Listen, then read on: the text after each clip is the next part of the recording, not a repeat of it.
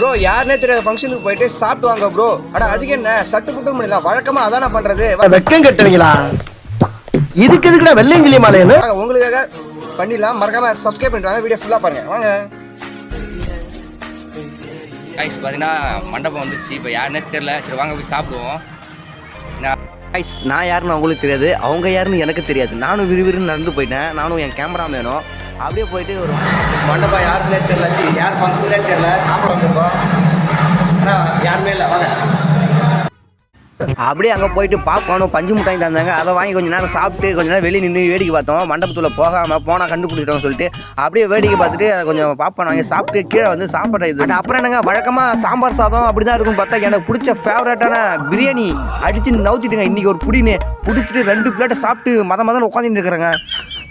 யாரும் சப்ஸ்கிரைப் பண்ணிவிடுங்க சீக்கிரமாக. சொன்ன மாதிரி யாருன்னே தெரியாத ஃபங்க்ஷனில் வந்து சாப்பிட்டு வந்துட்டோம். வாங்க போகலாம் வீட்டுக்கு.